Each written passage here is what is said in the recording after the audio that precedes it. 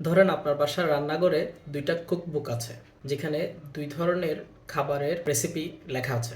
এখন আপনার বাসায় দুইজন রাঁধুনি আছে, তারা দুইজনে ওই দুইটা খাবারের বই থেকে দেখে দেখে দুই ধরনের খাবার রান্না করে।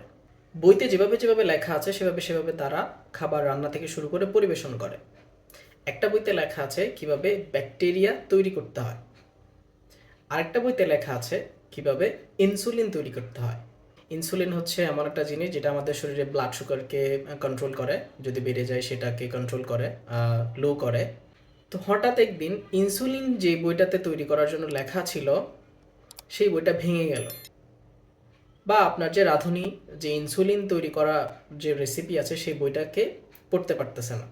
এখন কি করবেন? আপনার শরীরে তো ইনসুলিন দরকার আপনার ব্লাড সুগারকে কন্ট্রোল করার জন্য। এই মুহূর্তে আপনি একটা বুদ্ধি করলেন, সেটা হচ্ছে যে বইটা ভেঙে গেছে সেখানে ইনসুলিন তৈরির যে স্পেসিফিক পেজ দুইটা আছে সেই পেজগুলো মোটামুটি নষ্ট হয়নি, সেগুলো ঠিক আছে, তবে খাবার পরিবেশন, কাঁচামাল প্রস্তুতি এই ধরনের লেখাগুলো একটু নষ্ট হয়ে গেছে। আপনি করলেন কি, একটা রান্নাঘর থেকে একটা কাঁচি নিলেন, কাঁচি নিয়ে ইনসুলিন তৈরির যে পেজ দুইটা আছে সে দুইটাকে কেটে নিলেন। এই যে সিজারটা আপনি ইউজ করলেন সেটাও কিন্তু ডিএনএ কে কাটার জন্য ইউজ করা হয়। সেই সিজারটার নাম হচ্ছে রেস্ট্রিকশন এনজাইম। রেস্ট্রিকশন এনজাইম দিয়ে কিন্তু ডিএনএ কাটা হয়। যাই হোক, আপনি ইনসুলিনটা তৈরি করার জন্য যে দুইটা পেজ দরকার সেই দুইটা পেজ কেটে নিলেন, কেটে নিয়ে সেই দুইটাকে ওই যে ব্যাকটেরিয়া তৈরি করার যে বই সেই বইয়ের মাঝখানে ঢুকাই দিলেন।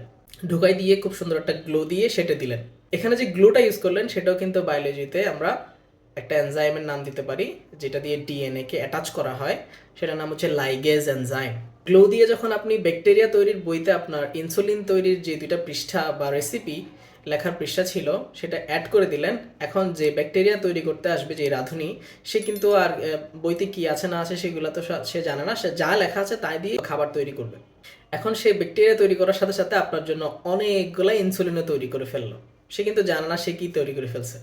এই যে বইটা যেখানে আপনি আপনার ইনসুলিন তৈরি করার জন্য যে পরিমাণ ইনফরমেশন দরকার সেটাকে সেটে দিয়ে একটা বই মডিফাই করলেন, সেই মডিফাইড বইটাকে বায়োলজির ভাষায় বলা হয় রিকম্বিনেন্ট ডিএনএ।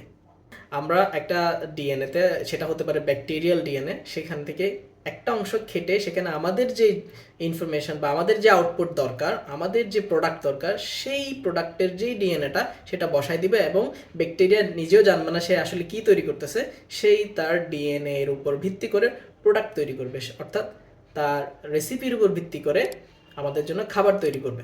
মাঝখান দিয়ে আমরা কিছু সুফল উপভোগ করি।